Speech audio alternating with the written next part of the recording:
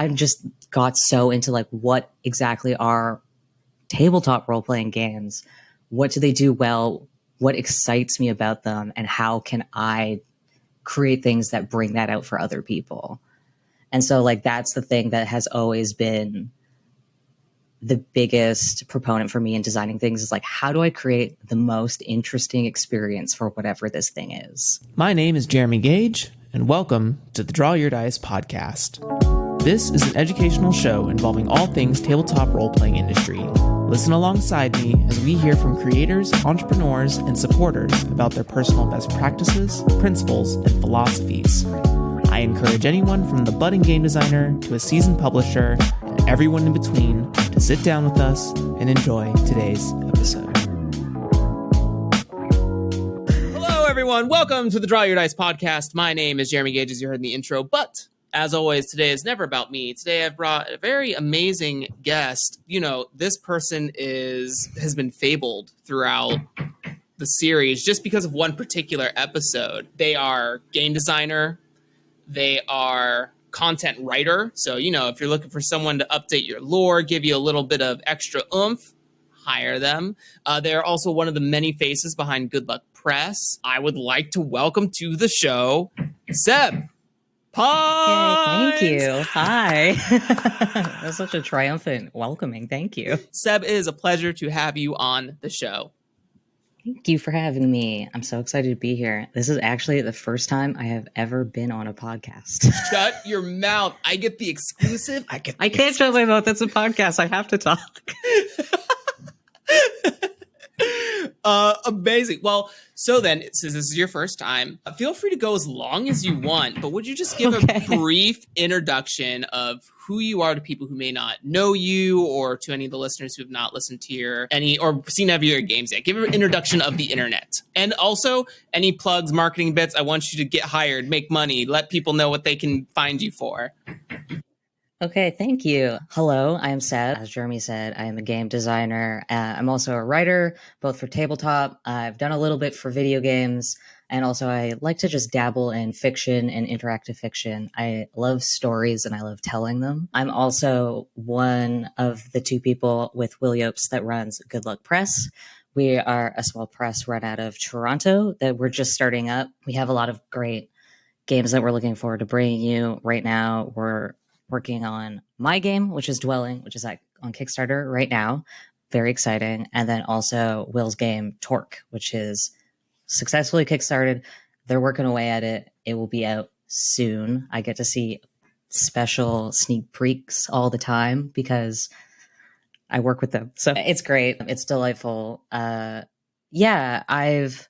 I haven't had any like very big name games before, but I've definitely created a lot of small games that have floated around through different bundles, and people maybe have heard of them. Very interesting I like to create kind of curiosities of games. I think one that recently was in a bundle that people thought was pretty interesting was a solo game called, oh my goodness, I'm forgetting the name of my own game. That's bad.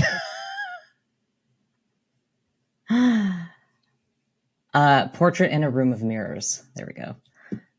Forgot this series of words that needed to be for a moment. Yeah, it's a solo game that I designed that kind of you are in this room of mirrors and you have these like small introspective moments as you look into the mirrors, and you have these very sensory based memory recollections. That game was actually an experiment of trying to feel out different ways to work in memory recollection into solo games, which then I brought into Dwelling. And another kind of series of games that I have that's a fun little thing. It's a stroll playing trio pack. It's 3 little game zines all together. It's How to Write a Ghost Story, Reclaim, and A New Landscape. And they're all little 8-fold zines. And so the way it works is it's a game that has the rules and how to play it in the zine together. So it gives you place to write your ghost story. It gives you place to, in Reclaim, you draw landscapes and you draw beautiful foliage taking over the landscape. And in A New Landscape, it gives you fold out, and on the inside of the zine is a map. And so you go around and you find landscapes in your own neighborhood, in your own, wherever you are, and you draw them, and then you turn them into landmarks on a new map and you create a fantasy world out of your neighborhood. So those were kind of just like fun ways to think about the structures of zines and the structures of games, and giving you a little completely self-contained experience that you can put in your pocket when you go for a walk.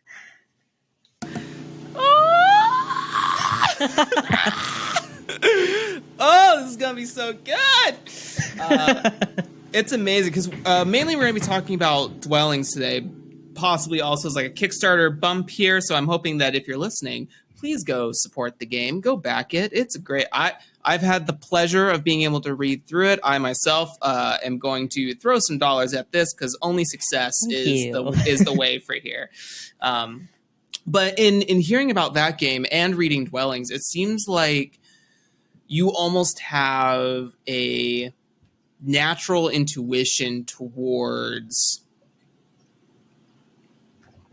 maybe sort of a trite word, but like an immersive experience for the person participating in your game. When I was reading Dwellings, I don't want to give, there's more that I want to get into that I don't want to get to in this section. I'm going to try to not spoiler, but it is such a great combination of like instructional tech that really puts you inside the fictional space. As far as my reading is, or my projection on the reading is concerned, I felt very walking through the haunted house. Spoiler, you're in a haunted house. But yeah, I think that hearing about that game, hearing about that bundle, it just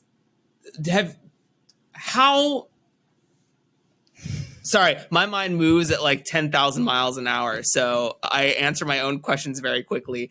But why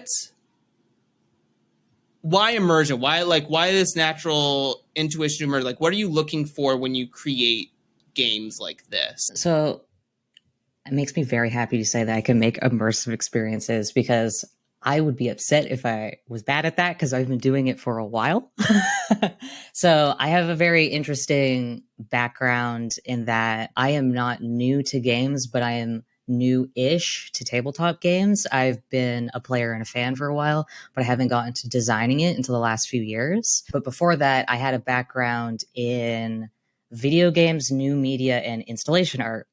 And I actually did my bachelor's in material arts. So I have a background in textiles, in sculpture, in printmaking. That's kind of my big thing, especially why I'm drawn to tabletop, is because I love books. I love printed ephemera. And so it's the perfect place for me to create an experience with books and with ephemera. So it was a perfect kind of like colliding of a lot of passions for me. But yeah, I've had this background in just trying to create immersive experiences, and it's hard to explain how you're able to do it, but everything is very sensory based.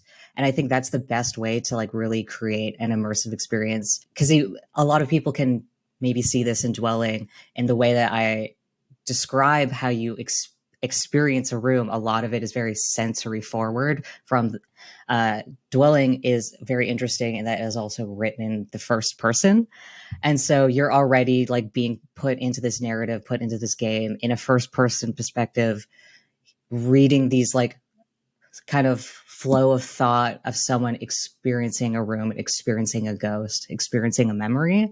And so that's kind of, I can draw from like my own experiences of being a person in a body who has done things, and to be able to like extrapolate to like, oh, what would it feel like to meet a really gross ghost or be in a very spooky house? Because I'm a person I grew up in a very spooky house, so I know what they feel like.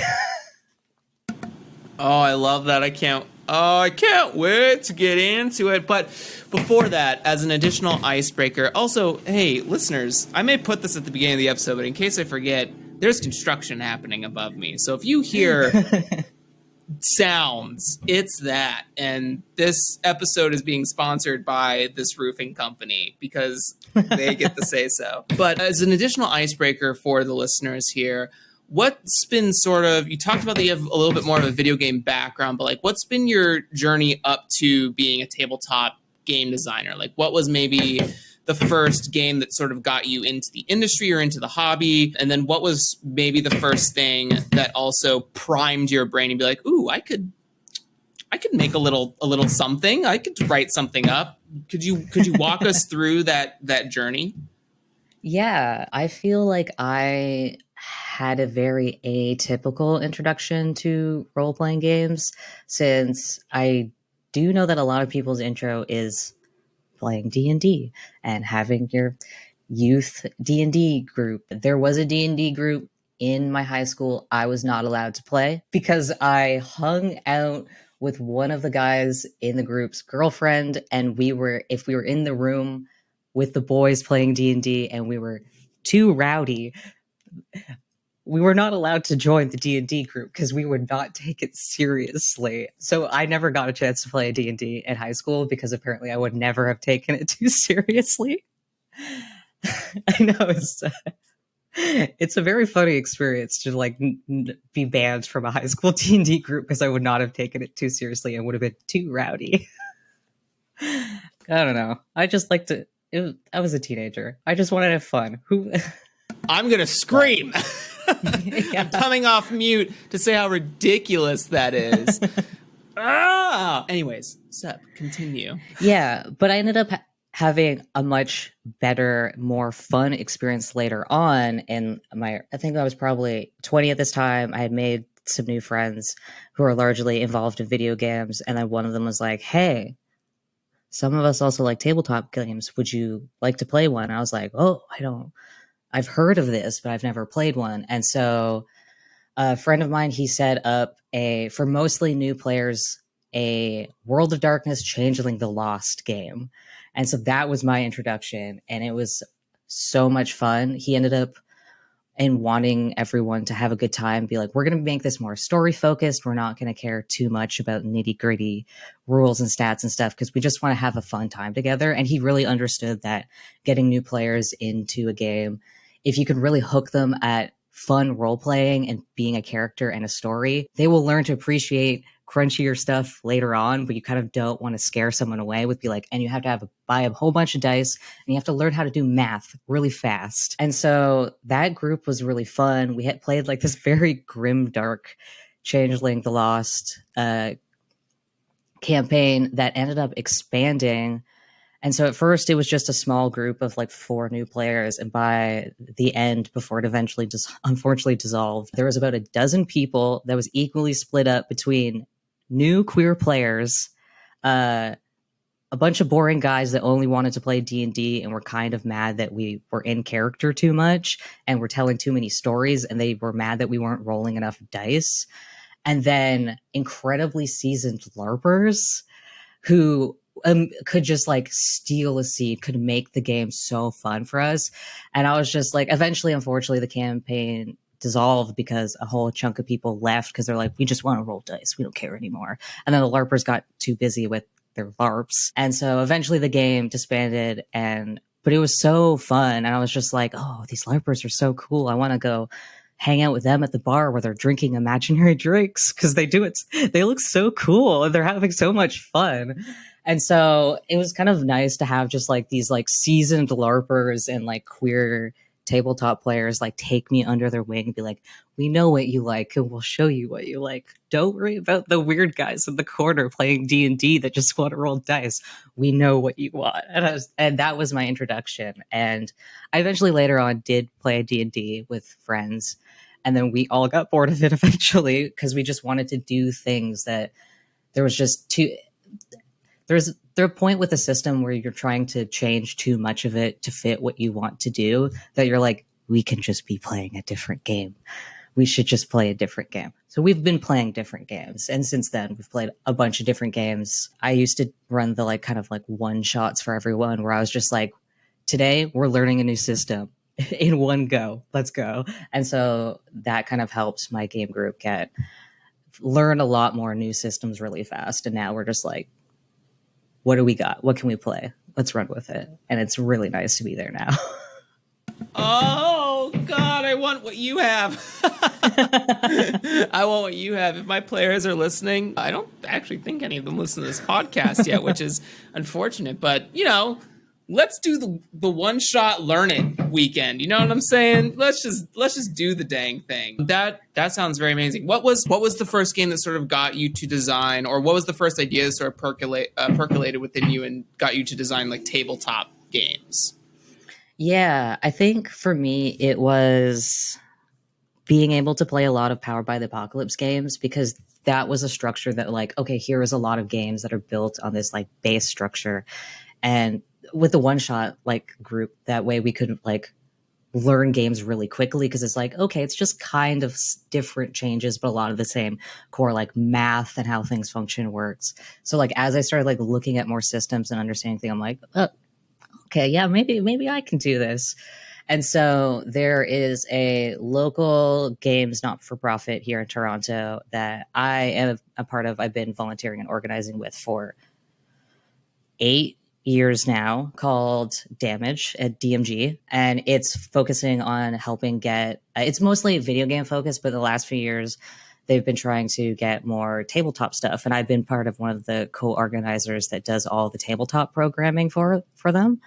And so the lovely ShellCon put on this really great workshop of like, here's how you can get into designing like adventure modules for games, because they had just come out with one of their like, I think that might have been when the Corruption of Polaris just came out or was about to come out. And so they did this like really great run through of like, here's a bunch of different kinds of structures of games, and here's how you can think about like designing add-ons for games. It wasn't specifically how to design a game itself. And so that like little game jam that was in a weekend, I ended up writing a Dungeon World module and then designing my own small kind of game experience while also designing a game with a friend. And so I just got so excited. I made like 2.5 things in that weekend. I was like so excited. And then since then, it's just been like, okay, what can I do? Like, and having that background in games and like video games and like interactive fiction, I was already primed for thinking in games and thinking in experiences. So I was just like, okay, so what about, I just got so into like, what exactly are tabletop role-playing games? What do they do well? What excites me about them? And how can I create things that bring that out for other people? And so like, that's the thing that has always been the biggest proponent for me in designing things, is like, how do I create the most interesting experience for whatever this thing is? I mean, that was going to basically answer my next question, which was, you know, what is, I guess I'll still ask it anyways in case there's a couple extra things, but I think you've mostly hit the nail on the head. But, you know, I want people to learn about you, so maybe there's something deeper. As sort of this transitionary period of, I mean, first of all, do you still do video game work? I do it occasionally. I haven't done like a more video game outside of like occasionally contributing writing and like art stuff to game jams with friends, mostly because it's just like, it's a lot. I created a like walking simulator game that eventually, it's a very cool thing. I'm very happy that I made it, but like the process of making it was just by myself was so much that I was just like, oh, I need to dial back how much of like, if I'm going to be a solo creator, like how much I'm going to do, because I made this like very short walking simulator. You can, it's on my itch page if people are interested. It's called Light Camping. And I did everything myself. And when I say I did everything, I programmed it. I did all the 3D modeling. I did all the music, all the things for it. And that was like a really great experience, but also it was just like, it was a lot of work for something that is like a 10-minute experience. It has some level of replayability if you ever just like, I just want to listen to some nice lo-fi music and walk around like a neon pastoral island. But it was actually built to be part of an installation. And the reason why it's called Light Camping is because you play it in a tent. I bring it to like conventions and festivals and stuff. And so you play it with, I have this big pillow controller that looks like mossy stones. And so the way that you play the game and the way that you walk around the islands is there's this touch-based pillow controller that you touch to move and look around and locate. And it's like this big mossy stone pillow controller. And so you're in this tent, like actual camping tent. There's fairy lights inside, and there's like this lo-fi soundtrack that fills the tent, and it's projected inside the tent on the back of the tent. And you're playing with a mossy pillow.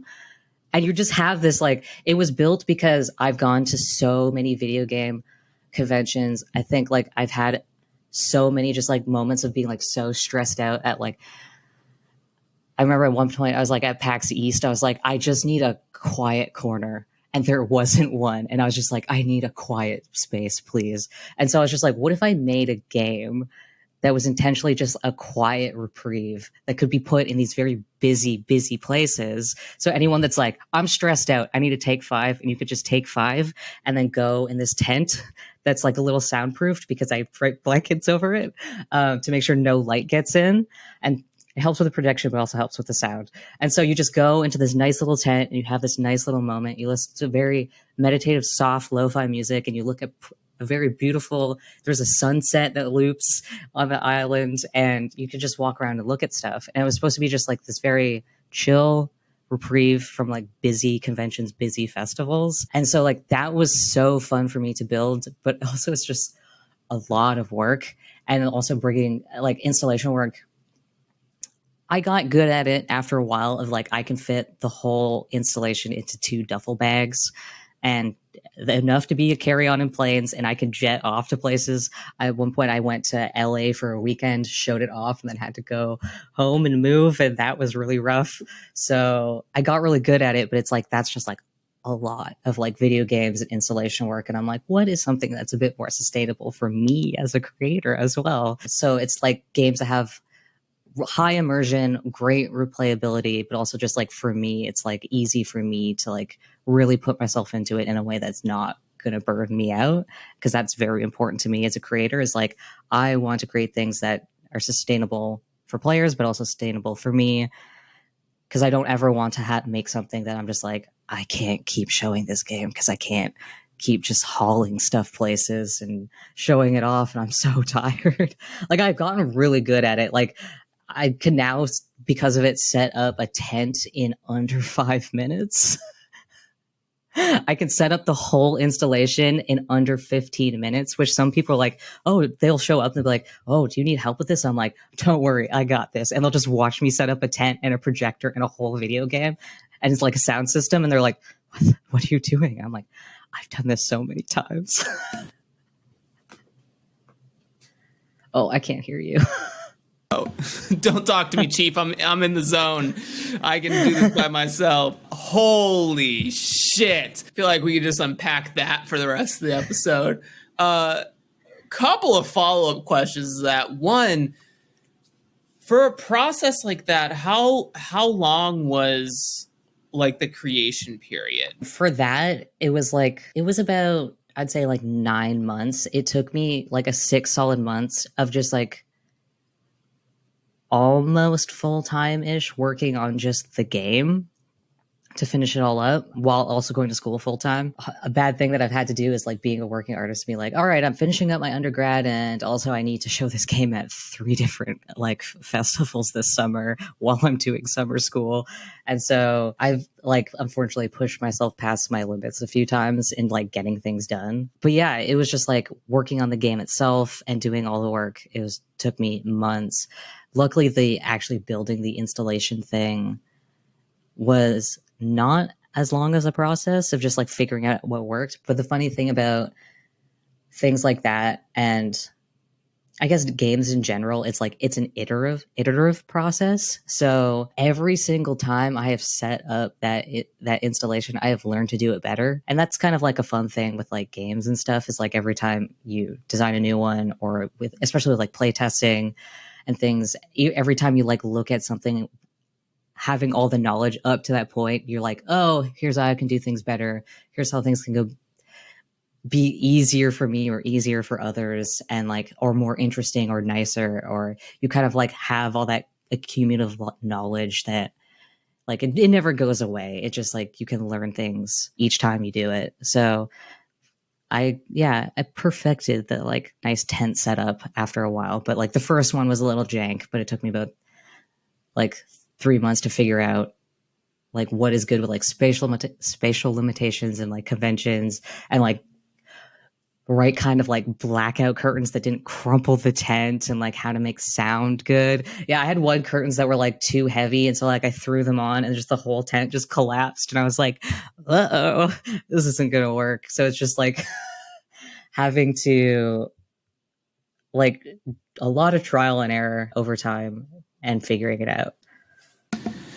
Oh, you're a superstar. That's all I have to say. I mean, that's how I see you. I don't know you. We're meeting for the first. You're a superstar. It's disgusting how amazing you are. Truly disgusting. I'm upset. No, that's a very amazing thing. And to also kind of have it from a place of slight altruism as well, in that you sort of create a safety zone for somebody, right? Both in terms of like mental fatigue, spiritual fatigue, physical fatigue, like hitting pretty much all the trifecta of the human experience. But I mean, I know this is not something you're probably wanting to do, but I also imagine a version of this where like people can hire you for this tent and like just have their own like like I imagine like the backyard camping, right? And what I first thought of in comparison is like all those stupid like wine trucks that they have for weddings nowadays, like the wine food truck things that like post up in barns and shit. But like, what if that was just like this really cool lo-fi installation tent like that? Listen, I can't say that I wouldn't think about putting it in my backyard. Yeah. I mean, I did bring it one time to a music festival. I unfortunately was not able to set it up because it rained the whole festival. And they were like, unfortunately, we cannot let you put electronics outside in the rain. And we have no other options for you. And I was like, that's okay. But yeah, it's definitely, I've set it up sometimes just for myself. At one point I've done that. I've just been like set it up and I'm like, I'm going to be in my tent for a little bit. I'm just going to go chill in my tent. I'm going to have myself a nice quiet time. Oh, I love it. I love it so much. Wow. Great. Well, if you're listening, you're not sold yet, start being sold because we haven't even talked about the game. Let's talk about the game, Seb. Let's dive into it. Let's rip into Dwelling. So would you just give a brief introduction of what you're doing when you get your hands on Dwelling after the Kickstarter, of course? Go back it. Yeah. So Dwelling is a solo game, and it's a little bit weird in a solo game in that it's a story and it's also a game. So what happens, you'll open it up and you'll read some rules about how you play the game. There's a few different sort of interaction mechanics with it of you'll be either conjuring or summoning ghosts, you'll be recalling memories, and then those interactions with the ghosts and the memories that they bring up when they're conjured, you'll be left marked by that, which in that case that is either with marker or just with the pressure of your own finger, you'll be like marking your body to like mark those interactions. And so it'll give you a bit of a breakdown of like how that works, and then also explain to you that it's a story and that the prompts for the game are actually embedded into the story. So the way it works is once you get to the story part, it will read as a story written from the first person. So you'll be reading a first person account of someone waking up from a strange dream, a little disoriented in the night, not used to this new but old house that they inherited. And you'll start hearing sounds. And so you'll be following the sounds around the house to try and figure out the source of them. And that's when you have all these different encounters in different rooms with the ghosts. And each room has a different kind of encounter with the ghosts. So there's different kind of memory sense vibe-based ghosts that are in each room that will have different prompts for you and different memory prompts and different ways that you can interact with them. I never thought of it as a legacy game, but I guess it is a legacy game. It was pointed out to me there's a very nice write-up about it in Dicebreaker before the Kickstarter came out. And there's like, oh, it's a legacy game. And I was like, I guess it is a legacy game. I had not thought of it like that, because the thing is like the way the book is structured is you are going to be drawing those ghosts that you conjure right into the book. There is room in the rooms that kind of serve as the canvas for you to just draw, and then those ghosts become part of the story. And so it's this very interesting thing of, it's a story that's also a solo role-playing game, but also the story wants to be yours. It wants to have you embedded in it as much as everything else that is in it. So it kind of gives you that space and that room to draw your ghosts in, to draw down little bits of like your own memories and kind of make the game yours. And so you'll be left afterwards with like this story that has bits of you in it, and then bits of the story which also has bits of me in it as the writer. And it ends up being this very nice like collaborative story activity between me and you, the player, that creates like this nice enmesh narrative. So yeah, it's a very interesting experience. I had a little bit of a hard time writing at first in the first person, because I was so worried that people would be like, I don't understand this. And because I haven't seen other things like that. If anyone knows of any games like that, please tell me, because I would love to look at them. And also, like, because the prompts are embedded in the story,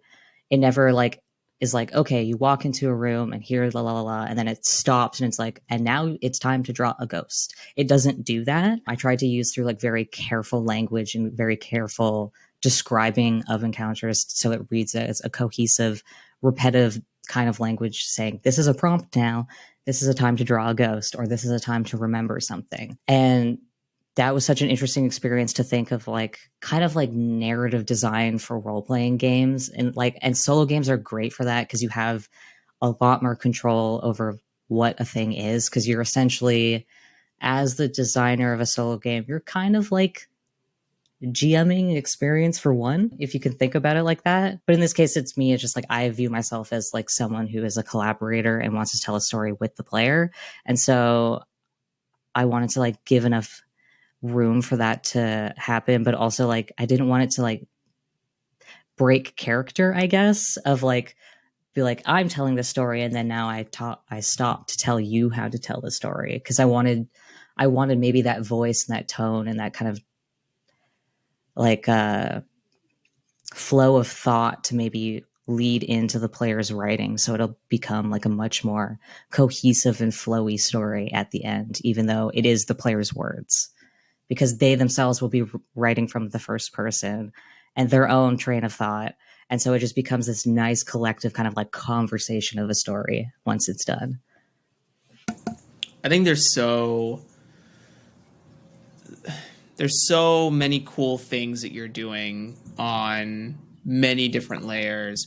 I guess the first thing, it's interesting that Dicebreaker has brought up the legacy thing, because even if you didn't sort of think about it that way, I know that portions of the instructions of the book, like the how to play section, also mention the sort of replayability of the game, right? And so even I guess if you wouldn't give it that tag, right, legacy tag, you did have this sort of intrinsic of like you could revisit the house, or if you did everything in a very like, maybe not glue way, but if like you inserted pictures or something like that for different prompts, you could just remove those and you'd have a blank house again. Like you really thought about the replayability of the piece, which is beautiful. It very well executed. And also in terms of like, you know, when we think about sort of narrative design video games, the first three that like come to my mind are like Mass Effect, Divinity Original Sin 2, and Life is Strange.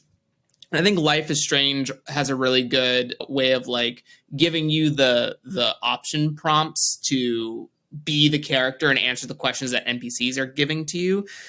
And I think why I bring that up is that you executed very well. Like at no point did I feel like I was stopping, right? Like the thing you wanted to mention that you didn't want to happen in the book is like, okay, now prompt time, stop engaging with the story and start engaging with play. Play and story were always very cohesive. So is Seb Pines also a narrative designer? Super weird. I'm just, many hats. But at the play level, like just sort of the collage book, scrapbooking, coloring book, like play of it is very fun.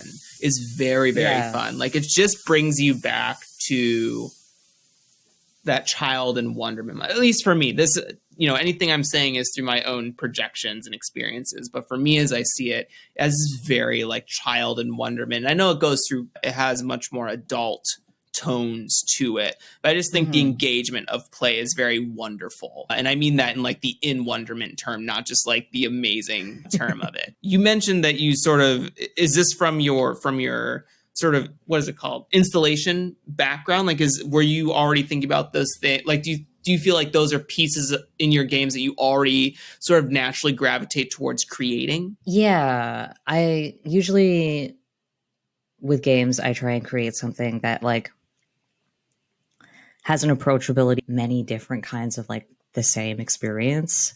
I like that kind of mutability of different experiences that can be had in a singular experience. Yeah, because like replayability and like the different ways you can interact with the book, that was like a really big thing for me. Like one thing that I was really conscious of there's just people that are going to not want to draw in the book. There's people that are going to be like, this is too pretty of a book. I can't draw in this book. I'll never draw in this book. And I'm like, it's okay. I got you. So there's like printable, like the room spreads without the text. You can print them out from your printer friendly, and you can draw into them. And so you can recreate the experience and still have yourself like a nice, like the same experience of like drawing things and writing, but without worrying too much about ruining the book. I don't think you're ruining the book if you draw in it, to be clear. I would like you to draw in the book. I'm very excited to see people draw in the book. But I understand like those anxieties. I have them as well. There's some books that I have that are meant to be written in, and I'm like, I will never write these books. This is a very nice hardcover book, and I will never write in this book. I will never hurt you. I promise to protect you from this day forward. Yeah, but the thing that was like very interesting to me with dwelling and thinking about replayability is that even if you do draw in the book, so long as you don't like completely fill the book, there is always space to add more ghosts. And I think that is a fun thing. And the thing with it being sort of sense-based and memory-based is the nice thing about time and getting older is you will always have more memories. You will always have many, many more memories to fill up those pages. So a playthrough might look different the longer gaps between time that you play it. And like that, the thing is really exciting to me because like as testing it, there's many times that I was like, oh, here's like one kind of memory that I could go for this playthrough. And then like the next one, I was like, oh, here's a completely different one. And just like, even just like the situation of, oh, in this playthrough, I'm recalling different memories or things have happened enough in the short period of time that like I have a different experience now that I can slot into this. And that's kind of nice about something that kind of comes from you is that you have a whole lifetime experiences to draw from, and you can just, as more happen or as you remember more, add them into the game. And all those experiences are always going to look different. And especially having that kind of memory and sensory experience tied to how you visualize the ghosts, I think that's also interesting because then there are some like vague descriptors of like what the ghosts look like, but there's no like, here is exactly how you draw it. It has this many limbs and a face, and it just kind of has like descriptors of like what you experience of it in like kind of like snapshots, but it's never gives you the whole picture. And so it's up to you to take those snapshots and what your mind fills with the gaps to draw in the full picture.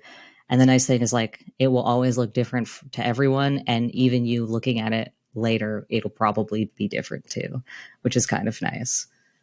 Yeah, there's almost, I think you've really mastered sort of the horror Lovecraftian concept of like never describing the monster, right? I think a horror can fall flat is when you give like not only the exact description of something, but also then you start to think about anatomically, okay, how can I fight the monster? The monster becomes less scary the more specific it becomes, right? Is Alien really that scary once you figure out like what it is? Yes. Also, it's like slightly indestructible, but whatever. That's a whole nother conversation. But what I think is also very cool. Did you do the visual layout for the book as well? Yes. So have you ever had an experience like writing like a child's storybook before? No. It feels very like children's storybook. And the reason I bring this up is both in like the visual layout of the whole story, but also I imagine the version of the game where you play through, you finish filling out the book, and it sort of has this, what do they call those games? Pass-on games? It's like the machine. It's like, Oh, yeah. yeah. So like, if for anyone who doesn't know, the machine is a game where like you learn about the machine. It's a journal from like a mad scientist. Now you're obsessed with making the machine. You write down some stuff, and eventually the machine will. Spoilers for the machine. I'm gonna wait. Give yourself like 45 seconds, but eventually the machine will end you in some way, whether mentally, spiritually, or physically, and you will pass your journal that you've prompted through to someone else. They will pick up your journal and they will play. So the reason why I bring this up is that I also feel like this is very doable with Dwelling, because you could either A, do the storybook version where like you write and you're sort of being the illustrator for this, and you can pass it on and show your conceptuals of the experiences. You could leave the note cards in there. It's almost like a mystery in a way to see how it ends, because the person who's reading through is like, oh, they were thinking this on this note card. And you could like maybe add an extra like detail of like, where did you mark yourself, or some sort of note like that. But that's a very cool version. And then also like just passing on that particular experience. And it's almost like you're visiting someone else's haunted house, right? Like if Seb were to go through the game, fill out the illustrations, put in the note cards, I go through, then it's like, what am I seeing? Like what layers am I adding on to the same story? And then becomes this really like almost ensemble cat. It's almost like how in Haunting of Hill House, a lot of the experiences in the heart room was different for everyone, right? So it'd be the same thing, at least in my ideas here. It's just got a lot going on for what at first glance might just be like a choose your own adventure. Like if I was picked this up at the shelf, I was like, oh, what a cool choose your own adventure game, right? But that's so much deeper than that. It's so much deeper than that. Did you face, I know you had mentioned a little bit earlier that one of your challenges with the book was sort of inserting yourself into the storyline and also writing in the first person narrative. In addition to that challenge, if you want to talk into it, what other like sort of, right? For anyone I've interviewed on the show, I've never had to read this sort of a game before. So this is very cool. Shape of Shadows also comes to mind with Jian Shim a little bit. But yeah, what were some challenges in developing this game in addition to sort of the stuff that you touched on earlier? Yeah, the tense to write it in was like the very first big challenge. I first actually started writing it in the second person, and like it felt too, even when the prompts were embedded in the narrative, it felt too instructional. And I was like, oh, this is just like not the feeling I want from it. I wanted it to feel more like a narrative, like a story you're reading. And so having it address the player as you, and then like you are doing this and I was just like, oh, this feels like I just took a rule sentence and cut it and pasted it in the middle of my story. And I was just like, even if I try and make it sound nice, I was just kind of like, and then I was like, okay, so then if I'm writing you and addressing the player as you, and I want them to write in response to the story, are they going to write you about themselves, or are they going to write I from their own perspective?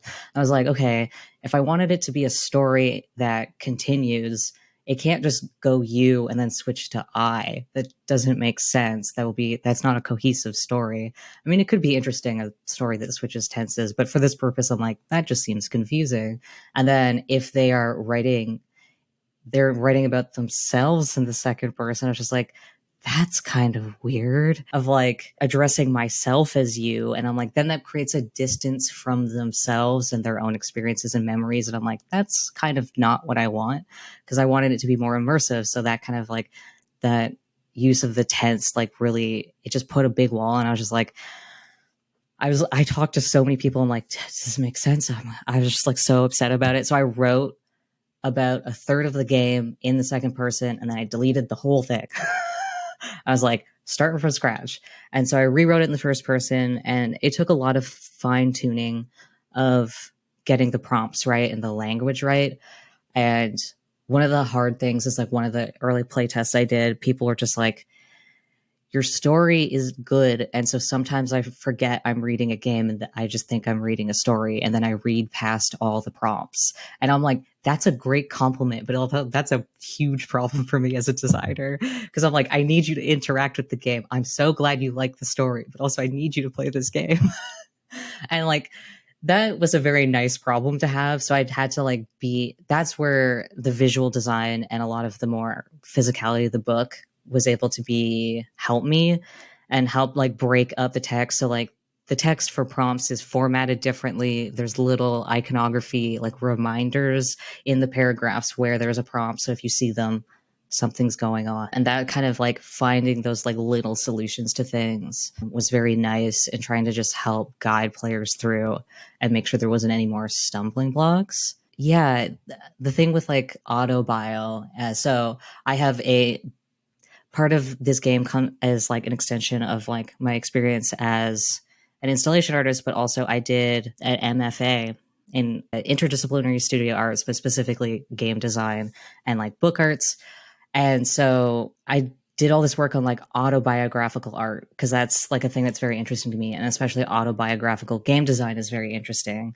And so I was like, okay, I have to put myself into this game. And so a lot of it was just like play testing the heck out of my own game a lot, because of just like me, myself as a designer and a player and a lover of solo games. What do I need out of this experience? What is it doing that is really right for me? What is it doing that is just like not hitting those marks? But then also like understanding that me as a designer, there's a really great book called Empathy Engines by Elizabeth Sampat that I recommend a lot of game designers read. For me, especially approaching autobiographical game design and games that want to connect with people, it was really important to me to realize that like I am a person and I'm an individual with like I have connections with other people, I have commonalities with other people, but also there's just a lot of things that are just unique to me and unique experiences to me.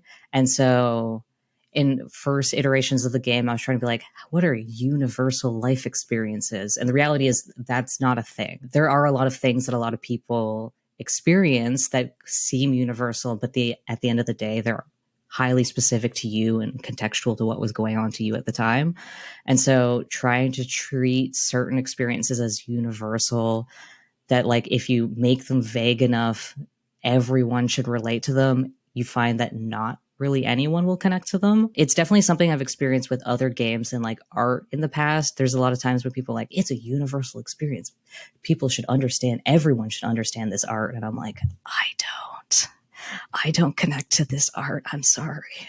I'm not part of the universal experience. And so in part of understanding autobiography is like, yes, there's a lot of things that people can connect to, but what people tend to connect to is someone's genuine expression of their own experiences, because you can find commonality in how someone else experienced something, even if it's not your exact circumstances.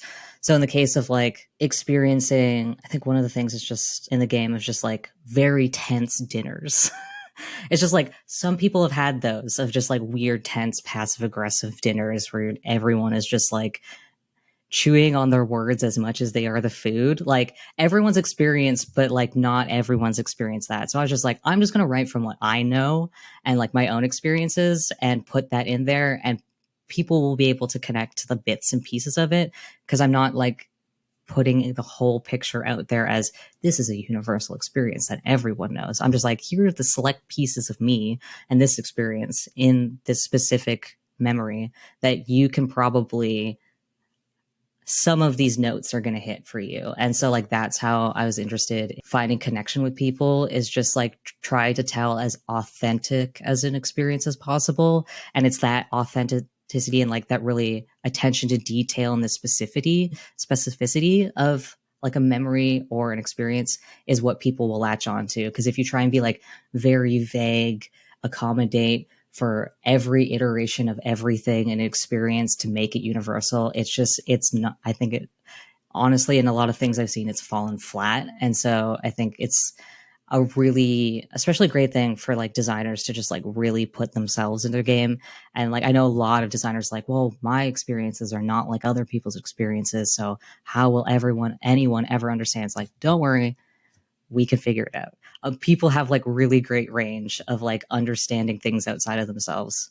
You gotta give them some justice. The link to Empathy Engine on like some book site. I'll find one. I'll put it out there. I'm trying not to say the word Amazon. I will look for another option. But there's an ebook on itch, actually. Oh, great. Yes. Let me just make a little note for that. Ebook on itch. And who was the author one more time? That was Elizabeth Sampat. Very good narrative designer and game designer. Ooh. Get them on the show. It's interesting that you talk about like specificity towards the tail end there of walking us through that challenge, and also thank you for being vulnerable about those things. Not everyone, wants to talk about what was hard sometimes in a public setting. So thank you. It's interesting to like there's a lot of things that reading Dwellings and talking with you, I feel like I'm leveling up as a designer literally by the second. When I tried to write prompts, I think that is where my mind goes. Universal experience. Like, how can I get as many people to like interact with this implicit game mechanic without feeling like, this doesn't represent me or something like that. And I think it's fascinating to go on the extreme other end of the spectrum and go, let me make this as specific to the idea of what I'm trying to create here. And let's see who latches onto that, right? Because I think you can't cast that, maybe it's like the beginner designer fallacy of like, how can I match the D&D experience? Like, how can I get as many individuals to play my game or engage with my game as possible? And I think there's a part of my brain that's slowly transitioning into like, you know what? I actually just want to find the 10 people that will interact with this, right? Because they're going to be so supercharged with what's happening here that it'll sort of, I talked about this in an episode with Tracy Barnett in reference to Jeff Stormer, who talks about sort of this marketing. See, this is how I have to do the thing about market funneling and how like basically you're trying to funnel people from hearing about the thing to talking about the thing, or to getting the thing, to engaging with the thing, to talking about the thing. And basically it's a loop-de-loop of the funnel. And the more people that talk about your game, the more people will hear about your game, and thus the cycle like continues to expand, right? So I think in this sort of operating as creating something as specific as possible, to get 10 people who are fucking ripping jazzed about exploring this versus like trying to appease, I don't know, 1,000 people who will like open the first cover and then like never engage with it because they're not feeling any sort of particular connection, or it's feeling a little flat for them. Like, what, like for me, just me personally, I would feel bad about that. I would feel about like, oh, cool, this game has gotten like 150 purchases and then never again, like never one again, right? Whereas if it got 10 purchases and I'm seeing like 5 purchases every month, or bi-weekly or weekly, whatever that looks like as far as like your relative audiences, that feels like way better. Yeah, I think that's a thing that I've noticed with my own work, and something that I stick to is just like I have no interest in making like broad, marketable, palatable work. I'm always just like, I do what interests me and whatever my whims are of the moment. But at the end of the day, anything I make is always going to be like a little bit of me in it, because of course it's me. I'm making it. I'm not. I feel like there's some level that some people feel the need to remove themselves from their work and make it look like here is just a perfect machination of rules and systems that was created out of nothing. My name just happens to be in the book. And like I think that's fine, but I think putting yourself into your work, and I am a big proponent of being as much on your own bullshit as possible. I do that constantly. It works well for me because like I just like make things that are very interesting to me and create the kind of experiences I want. I found that like with this role playing game pack, it's been out for a few years now, and I still occasionally every few months get people tweeting at me being like, "This is so cool! I found this, and I played these games and I loved it." And I'm like, "Thank you!" Like someone played the game, loved it, and then months later tweeted at me again, being like, "I wrote the story from the game, and then my brother illustrated it," and I was like, "What?" This is amazing. Thank you. And it's just like having that very genuine connection and creating something that like people are going to love and will stick with them. I think that to me is more interesting than selling thousands of copies of a game. And like that's kind of how you get that, is just like being really genuine with your art and putting yourself into it. And people will be able to find those connections, but then also people, because you put yourself into work, will connect to you as a designer through your work. And so they don't have to make these leaps between like, oh, your work, and then you seem like a completely different entity than your work. It's like, I love your games because I like kind of you and your deal. And so it gets people jazzed as you, a person. And I think that's also a very rough thing as an artist and people who just create stuff, is sometimes to have people realize that, hello, I am a person that is making this. I'm not a content machine. I don't crank stuff out. I'm not a faceless like group of people that put out a game. I'm one person that's doing all of this, and you will know because I'm all in this work, and the way I talk to you and the way I approach things, like I'm one person, this is my work. And so I just really want very human-centric design. Human-centric design. Designers come first. Unionize. Rise up, my brothers and sisters. Amazing. I would love for a tabletop union so much. Listen, I've talked to maybe 2 or 3 people. They're like, wow, what would a game design union look like? Look out for Max Pfeffer's episode. But in addition to sort of the challenges that you experience with the game, is there a piece within the game that you're just so proud of? Maybe like a section of story or a particular, actually, I want to hear that. I want to hear that before the other thing. I have 2 things, and then we'll get into some personal stuff. But yeah, what's like something you're really proud of about the designs or the writings of this particular? There's quite a few things on different levels. I want to like allude to things without it being too spoilery. I'm a huge spoiler baby, and that I don't like things being spoiled for me. I will get over myself, but sometimes I'm like, please just let me enjoy the thing first before you tell me too much about it. So I try to like, because I'm the big baby about that, I try to like respect other people's boundaries of like, they want to go in like not knowing anything or knowing as little as possible. One thing that I'm very proud of with this work that I've been very happy about that it's come through a lot is just like, well, one, that people say it's an immersive experience, because I'm just like, that's very cool for a solo game to do that for people, and like reading a story and just writing and drawing to like have that level of immersion. That doesn't surprise me, because in a lot of research that I've done in designing solo games, immersion is possible, but it's very funny and like how you interpret immersion, because the reality with solo games is you are playing that entirely in your head.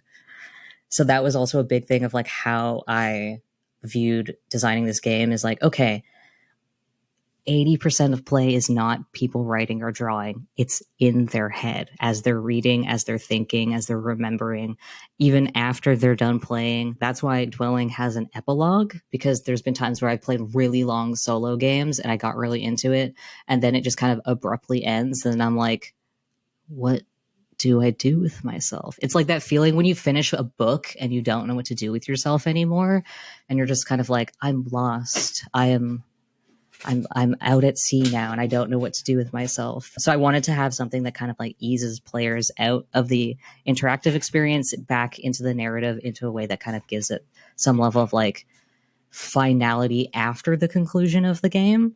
So it's just like, the game ended, and here's a little bit about what happens after, to kind of just ease you back into reality. That's also part of how the game is cyclical, because it eases you into the game and then it eases you out of it, because it's meant to be replayed, because it's a looping game. That's also a thing that I'm happy that worked well. Having people say that like the game is just like noting the consideration and the care that's in the game is really nice to me, because I have thought a lot about this game. I put a lot of work and research and iteration into this game.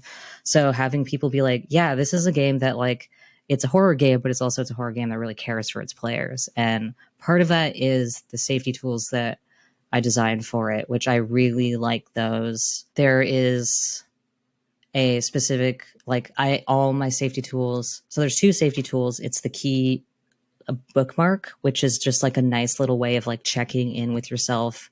And it gives you different examples of thought processes, how you might be feeling emotionally or how you might be feeling physically, because of different breakdowns of kind of seeing where you're at, if you might be enjoying the game, if it's kind of a neutral experience or you're not enjoying it. So, if you're not enjoying it, you could take the key and you could lock the book by putting it in the book, close it, and it'll be locked, and you can come back and unlock it when you're ready to come to it. And that's the thing that I like about it. And there's also the keyhole cards, which is a very fun way of, I'm so happy so many people are stoked about them. My playtesters had a fun time with them and they really liked them. That was my next, that's the next, these 2 things are the things I wanted to go. I'm sorry. I just wanted to, I'm also so excited about it. Yeah, so the way the keyhole cards work is it's a big card that just shows a lock, and it actually has the keyhole of the lock cut out, so it's a window, and the card is almost as big as the pages of the book. So you put it over and it blocks out most of the page of the book. And so the way it functionally works is, if there are decently, I would say pretty robust content warnings at the back of the book about everything the game poses towards you as content that you might be engaging, kind of the emotional memory based stuff, but also how it asks you to engage with those. So it'd be okay, maybe I might be okay with this reading it, but if it makes me think about it, I don't want to do it. So you don't have to do it. And so what happens is, if you decide you don't want to do it and you use the keyhole card, so you place it over the page and it gives you this little window, as if you were peeking through a keyhole into a room. And so there's alternate prompts in the back of the book on how you engage with that room based on if you were peeking through the keyhole. So you're not entering the room. You don't meet the ghost that's in that room. You don't have that memory recollection. Instead, you just kind of get a glimpse. So through the keyhole, you'll draw the glimpse of what you see in the room. And then you'll kind of just speculate of what you think is in there. And then you'll be like, I mark myself lucky that I didn't go into this room. And so that's a good way of continuing kind of themes with haunted houses, is sometimes haunted houses have really spooky locked doors that maybe you're just okay with them staying locked. And that was kind of the way of narratively and thematically, I wanted safety to be built into the game. And so the fact that it never detracted from play, it never felt clunky. Some people used it just cause, and they're it was so fun just cause, I didn't even need them, but I just wanted to try them out and it was really fun. So that makes me really happy, because I was just trying to think of, I love horror stuff and I love horror things. And I want to prioritize safety and stuff in games, but also sometimes with games, and especially solo games that are get into a headspace and really think about stuff in yourself in the past. Sometimes you can have a not fun time with those. And so I just kind of wanted to give people the ability to take a breather and be nah, I'm not engaging with that now. And I'm going to instead, I'm just going to peek. I'm going to take a little peek in this room and be nah, and then move on to the next room. So that was a very fun way of putting that care and consideration through the safety tools. Yeah. And so people have pointed out to me it very clearly comes that you care for the player through the way you design this game, and you want to make sure people have a good time with it. I'm thank you. That makes me very happy, because I do. Because I've had times playing solo games where it's just suddenly it's just content warnings are very vague or not at all, and then you're just kind of sitting there and you're just I don't know how to engage with this, and then you kind of get frustrated because you're I don't know how to engage with this, so I don't know how to go forward, and you kind of just putter out, and that happens sometimes and it's fine. But I wanted to be able to for myself think about those experiences that I had with games and what would have worked for me to keep me playing a game and not having to feel like I was missing out or feel like I was just skipping over chunks. And would have kept me involved in the game. So that way of like keeping the narrative going, keeping the same play mechanics happening, but just in a different way, was a very fun way to do that. And another thing I'm proud of with this game is there is some very gross writing in there. I've been told I did some very good horror writing. And so that makes me also very happy, which also makes me happy that I did the safety tools very good, because there are some gross parts in it that some people were like, I'm glad I wasn't eating lunch when I read this part. And I'm like, sorry, but thank you. Thank you. That's a very nice compliment to me. Yeah, the next thing I was going to talk about was the keyhole mechanics and sort of your own unique. It's so fascinating when we get into the conversation of safety tools, because there's a lot of like general ones that people often slot into like their actual plays or their home groups or things like that. But you can't. It's really hard to use like an X and O card system or red light green, system when you're playing by yourself, right?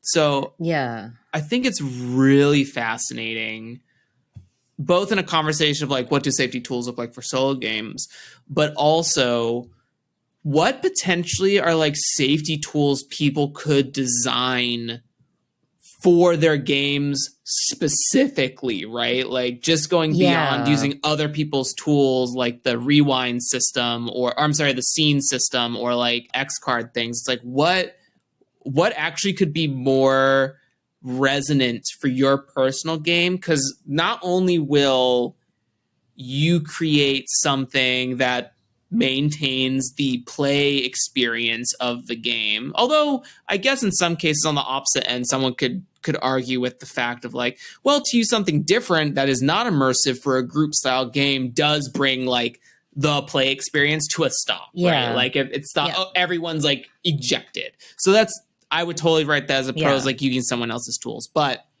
I also think there's something really like mind tickling about, is that a thing? Mind tickling. Where am I? Where, I don't know. It feels more wholesome. It feels more empathetic in that you really care about this game and you also really care about someone's experience of this game, to not just slap in someone else's safety tool, to design something specific for your game, for your players on their character sheets or in the book proper or on some sort of like ephemera or artifact that you use throughout the game, a token or something like that, I think is just very fascinating as I sit here and sort of absorb what you've been talking about.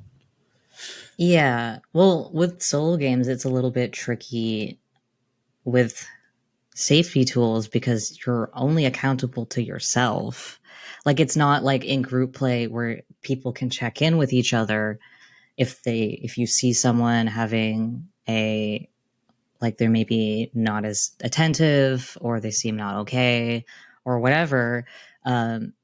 With that, it's just like if you are playing a game by yourself and like truly like by yourself, you're having your own time and like in your room playing a game, you are on your own. You're only accountable to yourself. And so I wanted to kind of be cognizant of that, of like, okay, how do I give people the best tools to check in with themselves and be involved with the story in the game that like forefronts themselves and like make sure that they're checking themselves. And that's a part of like why the key is like, it's a physical thing that you can put next to you while you play. So you can always like look at it and just kind of be like, oh, am I thinking that? Am I feeling that? Because like having that level of like checking in with yourself, sometimes you don't realize you're feeling bad.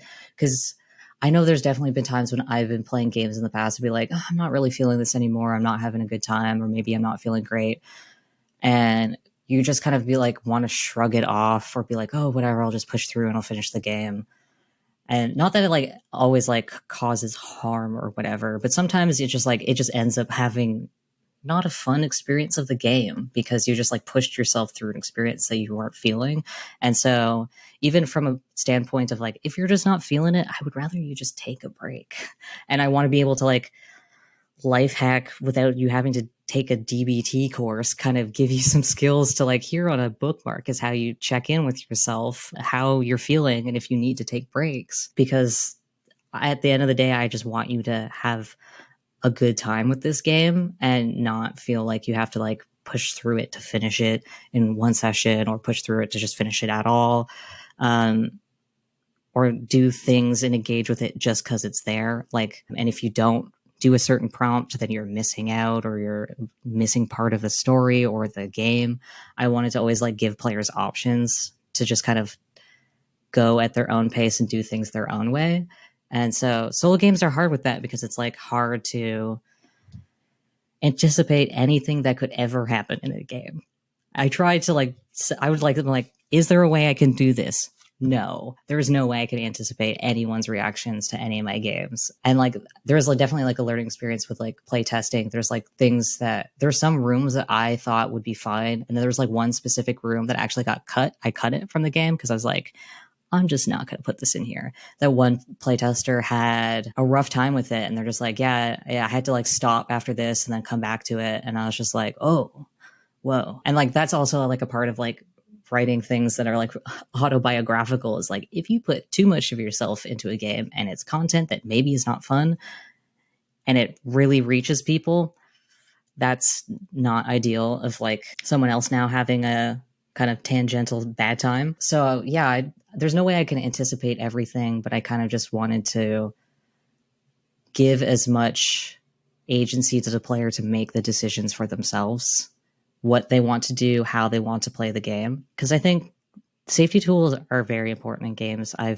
All games I've played with safety tools, and I have a lot of like thoughts on how safety tools interact with games. I think it's very good that a lot of them are outside of the game experience and they help like halt play. I think some of them are not good tools for the kinds of games that you're playing, or maybe even the kinds of people you're playing with. Because I know at least it's with some friends I've played with in the past, the X card doesn't work for them because they don't feel comfortable like reaching out and touching the card or having to pick up a card and show it to me if something goes on. Because like if they're not feeling good, they kind of just freeze up. So like with those friends, I actually have a series of winks that I do with them when I've run games. If I wink at you and you're feeling good and you wink back, I know you're feeling good. But if I wink at you and you don't, if I'm just keep winking at you and you're not winking back, I know that we need to. And that's like a subtle enough thing. I maybe look ridiculous if I'm winking a lot, but I'm fine with looking ridiculous if I'm winking a lot. It's just like a different way to like accommodate people's needs.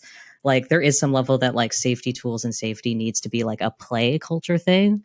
And it needs to be like a conversation that you have with your group and with your things. But I think there's also a way that like, if you think about your game and what you're making, there is some level that you can think about what would work for this game of like, what are safety tools that I recommend? Or if you feel up to designing your own, that's very cool. I don't know if I did it, but I don't know if I would go and say everyone has to do this. But yeah, I think there's different ways. It's just like understanding different levels of interaction with a game is very important, and kind of just trying your best to accommodate how those manifest.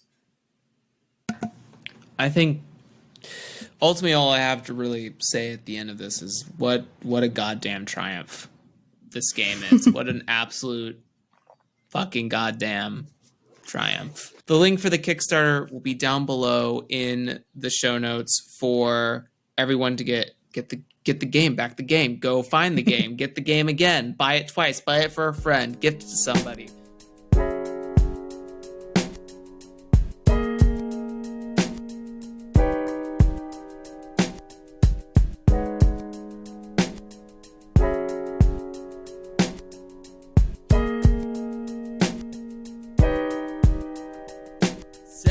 We're in like the lightning round half of the show. Let's see some connection things. The first bit of this is trends. So yeah, what are you seeing in your communities? What are you hearing in your communities? What are you reading in your communities? Twitter, Discord, Facebook groups, personal groups.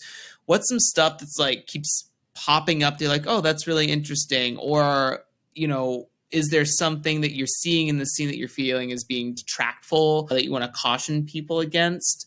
And then, or a third option, is there a trend within yourself that you would like to speak into the ether for someone to just listen to, grab, and run away with it?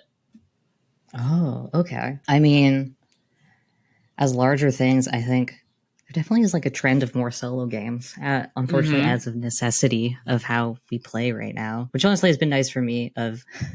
I like to design solo games, and so I love having more games to read and look at and see how people are approaching solo games. So that's very cool. Of just like these different like ways people think about it. Solo games are very interesting to me because it really gets you a good insider information into someone's brain and what they think constitutes a game. It's like, is game dice? Is game story? Yeah, it's just like what they forefront of like a player to have an experience on their own. And solo games are a really great way to learn more about specific designers that you like. It's just like by playing their games that they make for just specifically one person, because you kind of can see what people forefront as like what is the most interesting experience in a game based on how that is like high random tables, high random like iterative works of like what you can make in a game or tell a story. So like I love the trend of a lot of people making like map making games. I personally sometimes when I try to play them, I get to a point where I'm like, I just don't want to make a map anymore. I'm just like, there's other things I'm getting distracted by. I'm like creating stories in my mind about this world, and I just want to write about it. I don't want to finish this map. But yeah, it's just like interesting to see what people are most interested in as designers kind of being condensed down as solo games, and like the level of like interaction with like a game with other ephemera. I think that's a trend that it's slowly happening, but I think it should happen more. Is I think people should just make weirder games that use other things. Like I love like the trend of like, oh, games with Jenga towers. I love that. I love things like that's a great way to have like some sort of feeling like of it being random intention. But I just definitely would love games that like play with the physical format of what games are more. I would love games that just like really encourage people to get weird with how they play a game outside of just like, here's a bunch of cards and here's a bunch of dice and here's things that you do. Like, I would be really interested in just what other people can like incorporate of like what people might have in their homes or as they're out and about, interact and make it sort of into like a game experience. I like that stuff. I also agree that there's a huge rise in like the want for the solo game, solo journaling, solo prompting, like whatever sort of division of the solo game is existing in here. I recently spoke with Jian Shim, who is a big designer of like Keepsake and journaling games. I really like their games, and especially the recent game they also made with Shing Core. Yep. I love Shing's work. Been a big fan of their art for a long time. And I like these like kind of like keepsake games. Mm-hmm. I really like these things that you like when you have a game, you end with something. I really like that. Cause like I know when I did a lot of research for some games, like if anything left me with more than just like a few pages in a notebook, I was like, I'm blown away. I'm enraptured by this game. I love this. I have a thing now. And this was a triumphant experience. And so like I love things that kind of help people maybe rethink mundane objects, rethink how they interact with a game, interact with an experience. And like creating things is a really great way to do that. I love any game that makes you create things. Or sometimes I do like games where you destroy things. I have made one of those. For sustainability reasons, I don't encourage much of the destroying ones. That's a bit harder. If you want to destroy things, you could do that, but it's funny that you mentioned destroying games, just like a mind tangent. I had Raf D'Amico on here a while back, and in his game, The Zone, a lot of the like design principle is the concept of like self-destruction. and how that sort of creates, we got into a conversation about how growing as a person is technically putting self-destruction on yourself, right? Because when you change your morals, when you change your values, when you change like where you live or who you're interacting with, you're sort of destroying things. You're destroying relationships with people. You're destroying like concepts that you had or that blanketed your worldview. You're destroying your sense of like selfishness or something like that when you try to be more empathetic or altruistic, right? So I think there's I guess what a dangerous thing for me to bring up, because I'm like, yeah, I would love to see more solo destroying games, but on the same warning as Seb has pointed out, we can only do that so much, and I made a very, as part of at my MFA, I made a project that it was a very limited edition zine, that the way that you played the game is through destroying it, and at the end you had to destroy the game, and so now it doesn't exist anymore because all copies have been destroyed. And so like that's great. That was like meant to be like a very ephemeral experience. It also was very fun because it got to make a game feel like performance art, where when I destroyed a zine in front of my whole class, and they were not expecting that. So that was very fun. Yeah, I love that. That's a very interesting thought of changing as a person is destroying yourself. I would not view it as that, but that's an interesting. I have maybe a more sad or worse take on that, but do you want to take it? Well, the funny thing is, like, one of the things that kind of connects with dwelling and how I view some of those things is like, I don't think as you change as a person, you necessarily destroy past selves, but I think your past selves die.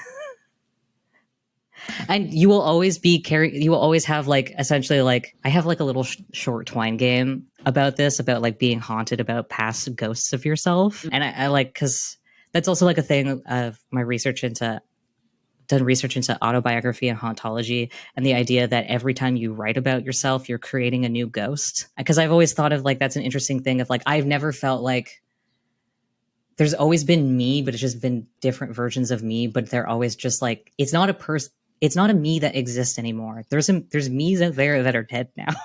They're ghosts, and I carry them with me. I'm haunted by myself. And so it always stays with me. And like ghosts, they still exist in other people's mind. It still exists. It haunts other people, but it's not gone. Those past parts of myself are not gone. I'm haunted by myself constantly and who I was and who I continue to be. I'm constantly making ghosts. Did you just tap into the fourth dimension? Like, I'm not like joking. Did you like actually discover right now in this moment, as well beforehand, but now explaining it to me, is this the fourth dimension? Did you find out how to capture time inside of writing? That's amazing. I think it's another, I'm having an existential crisis literally right this second. I'm so sorry. No, it's fine. I live for them. Like, break me. I don't know. But what an interesting way to think about like how you change as a person. I think, and this is speaking mainly to like the American culture, is like growth is a combination of like status and space you take up and like what your versions of success are. And they're all very positive.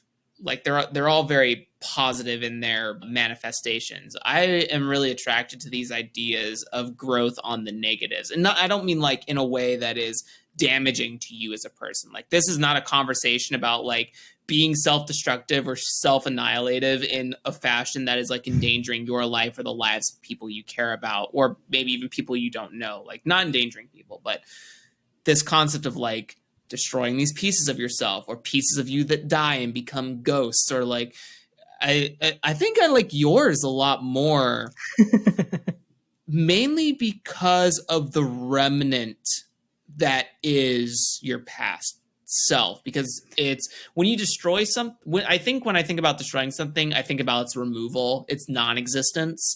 And I think with the concept of like creating something and dying, or creating something and having a piece of you die in that moment, it's still around. The tombstone is still there.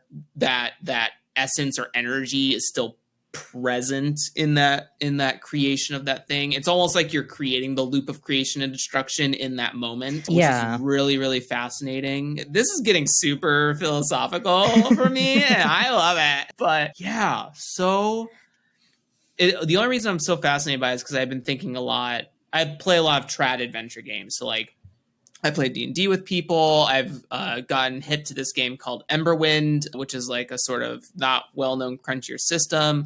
You know, I've read 13th Age. I'm attracted to 4th edition D&D. So I like the trad adventure stuff. And I've been thinking a lot about like, what does a system agnostic class look like? Or what does a setting agnostic class look like? In this game that I'm writing, I've kind of written the classes to be like forms of legacy. So like, this is also hyped from Final Fantasy XIV, where in Final Fantasy XIV, when you take on a job, which is different from your class, that's a whole thing. You get this crystal. It's like Soul of the Warrior or Soul of the Paladin, right? And it's supposed to contain all of the warriors who came before you, or all of the paladins who came before you and held this crystal and like succeeded throughout history. And so I find it very interesting that like, to examine class as a lineage. It's also like sort of different legends about Excalibur and how it has all of the memories of past kings who live within inside it that help guide you as the new king. Anyways, this is all to say that like it's very this concept of like ghost as previous life of yourself and sort of using that to guide your future experiences or your future choices is very fascinating as both like a life concept, but also as like a setting or content or narrative concept as well. I think it's a very cool. What a unique brain you have, Seb. Thank you. I think it comes from a place that I am a very death positive person, and I don't shy away from that. Probably why I deal with like a lot of morbid things, and I write games about ghosts. But yeah, I've definitely viewed that like sense of like self in the past of like, I kind of view past selves. There are parts of me that have died, that have decayed, and then the new me grew out of it. There's still, if you think about molecules, atoms, the components of what it was, it's still there. It's just in a different form. And like, I'll always have like memories of the many different kinds of people I have been in the past. I think that's, for me at least, is important to hold on to that. Like, I feel like as much as you maybe want to destroy, I know I deleted my MySpace page. There's parts of my past that I have destroyed and I don't want to remember, but I do remember what it was like to be a teenager on MySpace. And it's just like, I think it's important to like hold on to that and not lose too many parts of yourself. Because there's lessons learned in those like cycles of like improving yourself and becoming a different person, of just like always remember who you were previously so you can continuously iterate on yourself. It's good. It's good juice. It's the best juice. As a like a, I have to make a note for myself, but as an off mic aside, where are my fucking stamps? 135. There's a book that my partner got while in Columbus called, I think it's called Into Eternity. 1 second.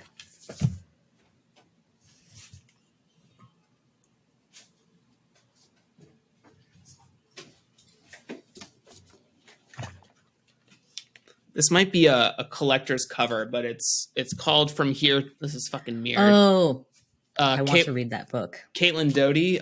I think, you know, I'm trying, we can have a whole conversation about how we can appreciate and be like, not into death. That's what a weird phrasing, but like to not be so terrified of death, not only for ourselves, but like other people around us. And like, I think that America has such a disconnect to the concept of like accepting that we are mortal, right? I think actually America has quite the opposite issue in trying to be immortal as much as possible. Yeah. That's my own intuitions, but it's a beautiful book and I highly recommend. It seems like it's on your radar, but I highly recommend the read. It's very cool. Yeah, it's been one that I've been wanting to read for a while. I actually occasionally watch her YouTube channel. That's what I heard. Tony Facinda with +1 XP has also been a really big Caitlin fan and watches a lot of their YouTube stuff. Anyways, thank you for humoring me in that moment. Last little bit here, Seb, is, let me write the timestamp of coming back in, 1:37. Last bit here, and then we will get you some food. I don't know, you might be hungry. I'm making assumptions. I'm good. But this is sort of the tip section, the TLDR sort of, if someone wants to scrub through and give me all of that listen time and just wants a nice, juicy, quick tip. I think my question for you is, when thinking about these immersive experiences, what are like the three main considerations you take on? And you can pull from like your schooling background, video games, whatever have you, because it's all design at the end of the day that feeds into this. But what are some like top three considerations that you would make when you start a project like this, or when you start doing research for a project like this? And feel free to include like any books or articles or resources. I know that we already have the empathy engine mentioned in the show notes, but anything else you want to add to that? Yeah, I think that's a good one, of just kind of understanding the frame of creating for others. When it comes to like immersive experiences, I think for me, the most important things are, you have to be able to visualize what the end point is before, like, as you're starting. Like, it can change as it gets there, but being able to like understand the end point in like a holistic approach of like, this is how it will all be experienced in a bunch of different ways. That's very hard. And so sometimes you kind of just have to break it down in a lot of different ways, because with immersive things, I find there needs to be a level of like flow and cohesiveness to everything. Things don't need to be like absolutely perfect. Things don't need to be highly detailed, or if it's enough things together that go together well, that's a thing that like, it just really helps like making an experience something lovely. Because like with like camping, it's just like, it's a low poly game. This is not in any way a realistic recreation of walking around in nature, especially because the sky is pink. But it's just like, I thought about how the visuals of the game looked with the sounds that you're hearing as you're playing it. And then also, I guess I do a sensory approach of like, what are all your senses and how are they engaged right now? Maybe, hopefully not taste and smell with games, but maybe taste and smell with games. A new frontier. But like, yeah, like, what are you touching? What are you seeing? What are you hearing? Maybe what are you smelling and tasting right now? If you're eating things while you're playing a game. For me, it's like, in this small tent game, what are you not smelling? The body odor of everyone on the convention floor right now, because you're in a nice little tent and you're free for that for 5 minutes. So I tend to do a lot of sense-based approach for those kind of things. With dwelling, it was, how can everything like thematically go together as much as possible to create this immersive experience. So I'm like, how do I write about it that feels like a first person recounting of being in a haunted house? How do the illustrations kind of give that vibe of, I'm reading a story about a haunted house? How do you interact with things that what the game asks you to do, and like interaction mechanics? How does that kind of lead in thematically of feeling like, oh, this is a spooky game, having a spooky experience, and trying to lead you through the story? It's just like, how do you guide people as much as possible by like giving them a little bit of everything so that it's all enough? Like, you don't have to like surround sound level of like account for everything. I think if you get on a bunch of different levels enough of like all the different ways someone could interact with something, that's how you can get that level of immersion of just like, sit down and think. One thing I do all the time is I analyze what my experiences and reactions to things of like how things feel immersive. So like in a game, what about it made me feel immersive? Like, it's some level of like, okay, the layout of even the book and how it's designed helped me think in the frame of mind of the kind of like story I'm writing or the game I'm playing, or it's just like it, all that can kind of tie together in a lot of different ways to like guide people to a singular endpoint of like, that's the like little bubble of the experience of the game. And so there's a lot of different things that you can do that can lead people there, and you don't have to nail all of them, but it's just like getting enough to just, and then that'll help like just guide people there. I'm gesturing a lot with my hands right now.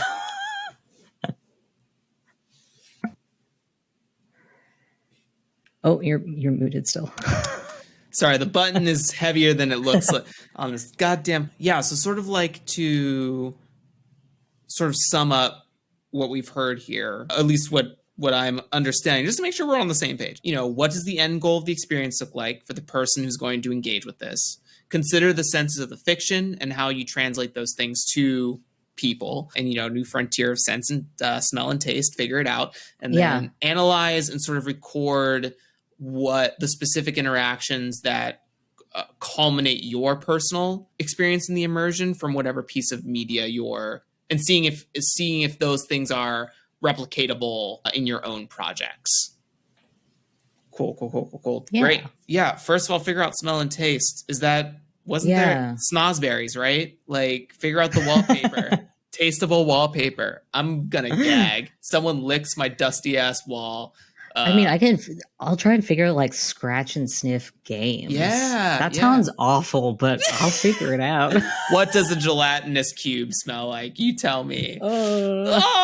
Is it just lime gelatin? Anyways, thoughts for another day. That's my fantasy cookbook. Get ready for that. But yeah, and I think this might be my personal train of thought, and I think that you also slightly feel this way as well, is that like understanding what the end result of a project is, I think is, and like you said, it can be malleable. That can change as you start to iterate on things and switch, like sort of pivot the experience. But I think having sort of an initial end goal really helps save you the headache of meandering or wandering or like getting to a dead end and then sort of giving up in a way, because I think that can that's more likely to occur when you're like, man, I don't even know like the forest for the trees, right? Like, I can't see where the fuck I'm going right now. There's mist and fog and like I don't even have a map, right? I think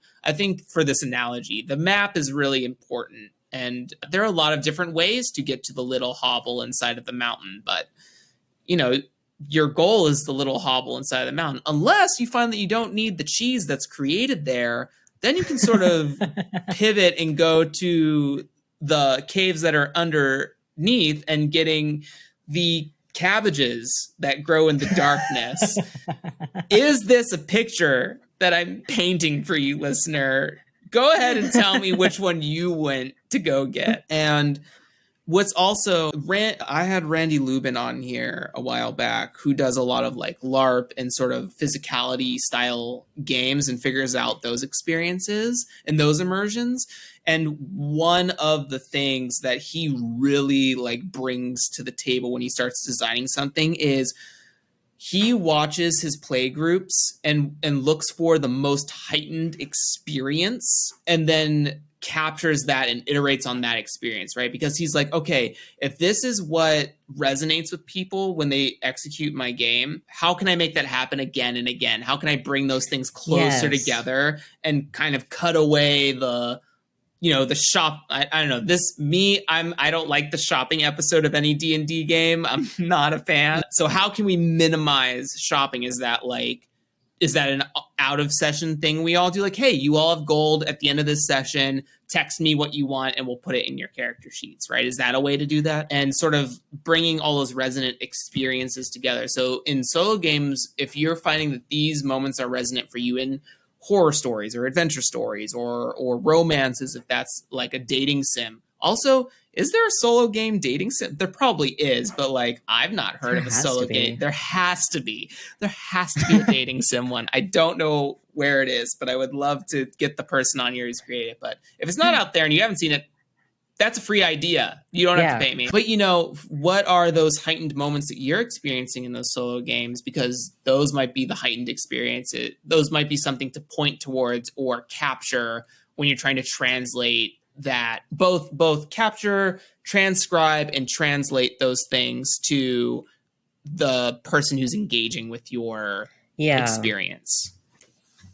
Yeah, I have a very funny concept with game design. I'm not going to explain it in full now. I gave a short talk about it before for like DMG for like a game jam, but a great way to understand like what is the coolest thing for players and like how do you focus on that. I have an approach to things called the reverse Vin Diesel, because if you are a game designer, please watch all of the Chronicle of Riddick movies, because he is a player character. He is a player character in a game, and watch it. I love the movies. If you watch it, you will see the choices that players make because they're cool, because they're big, because it makes them feel important or it puts them in danger. The plot is kind of funky at times, but it's because that's like a player driven narrative. And like, it's just a movie that's built up of the biggest, coolest things that you can do that makes you feel like a badass. The nat and that's 20 what those on the movies cup. are. The nat 20 on the cup. Yeah. And so like, that's a fun way, like a different part of media to just be like, what are the things that make people most immersed in their character, most immersed in the game, feel big and important and a big hero? Chronicles of Riddick. That is a great example of like when a player character feels that, because those movies are actually out of his tabletop games. Oh, he's done other movies to fund those movies. What? Yeah. No. Yeah, he's a huge tabletop player. Vin Diesel loves tabletop games. I know what I'm watching tonight. Also, Vin Diesel, come on the show. Would love to have you. Yeah,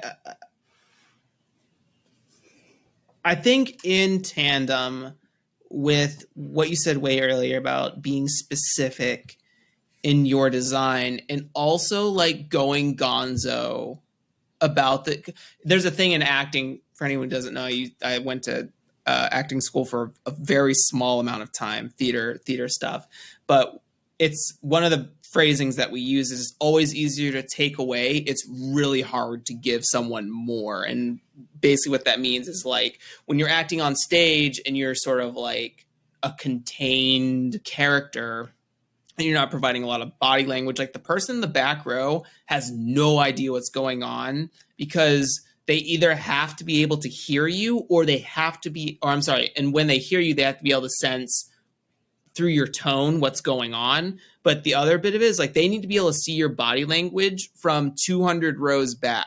And if they can't do that, they're missing the point. Like, and it's not their fault. It's our fault as translating. So we say like, it's always easier to go bigger because it's easier to maintain control when you rein that stuff in, versus like getting someone to come out of their comfort zone or getting someone to come out of their sort of limitations box is a barrier that is possible. I think there are people who could break their barriers on stage all the time, but that is a much longer journey than maybe like the 6 weeks you have to rehearse this Romeo and Juliet, and you can't get like Romeo to look at Juliet lovingly. Also, what a terrible example for me to bring up about the difference in age of these two characters and how that's not a great story. I'm sorry, but that's the first thing that came to mind. But yeah, I think it's about being specific and being big, and then letting people play with the specific and big and seeing what those reactions are. And then you can start to like trim away. And instead of the other version where like you start vague and small and you don't know where to go, because the players or people who are iterating on your product or content can't always give you the best ideas. They don't know maybe exactly what you're going for in those instances either. So like you'll feel frustrated and like, oh, they just don't get it. Maybe potentially you didn't give them enough. Maybe it's both ways, but maybe potentially you didn't give them enough. I think those are really, I think bringing up Chronicles of Riddick, like I can remember almost I watched Chronicles of Riddick when I was shit, when did that movie come out? I was like 10 or 11. So like, I remember almost scene by scene what happens in that goddamn movie. And like, there is no slowdown. Like nothing stops happening. What a crazy character. Because that's someone who is not interested in taking rests unless they are forced to. And just like really just wants the best parts of everything, which is a lot of action or just like the interpersonal stuff that's more interesting to them. They're not interested in like the space travel part, or they're not interested they just want to get to the prison that's on a sun. Or that's on a planet that's so close to a sun that it's on fire occasionally. I love it. I love it so much. Great tips. Everyone, please take them. They're so I am changing. I'm changing in this moment, and I am also dying. With that, Seb, last plugs. Once again, let them know where they can reach you, contact you, hire you, where they can get your stuff. Thanks. Yeah, I have Dwelling, which is the game that I've been talking about that's on Kickstarter right now, which will be linked. Don't have to say the whole link, but I'm also on Twitter at Small Ghost. That's SMOL Ghost. And through there, I have like linked to a card, which is like how you can get in contact with me if you want to work with me or you want to talk about the game or any other games. If you have that solo dating game, please hit me up. We would both love to know about this. I love dating games, so I would love to play that. And also links to my itch where you can find like my interactive fiction and my digital works that I've done that I've talked a bit about, and also all the tabletop games I've done before this. Yeah, it's pretty mostly where I'm existing. It's Twitter. Great, perfect. Twitter and Kickstarter is only where I exist right now. You can only perceive not even in real life. Yeah, this is just a shell that I'm using to communicate, an AI that I'm using to communicate with you. I am the AI ghost, also Ghost in Cyberpunk. Anyways, that has been the we're at the top of the show. Thank you everyone for hanging out with Seb and I. We really appreciate it. I have learned a ton, and I've gone through a crisis in the middle of this. I hope that you have too. In a good way. In a good way, in an absolutely good way. But we will see you next time. Say bye to the people, Seb. Bye. Thank you. Bye. All right, that's a wrap. Thank you for taking the time to sit down and hang out with Seb and I. We really appreciate it. You can find links and resources down below in the show notes, such as getting in touch with Seb or other episodes with similar topics. If you want to be a part of the conversation, please come and join the community Discord server. Also, make sure to subscribe to the Draw Your Dice Patreon, where you can get access to early releases of episodes from as soon as we interview. Thanks again for stopping by, and as always, I will catch you next time.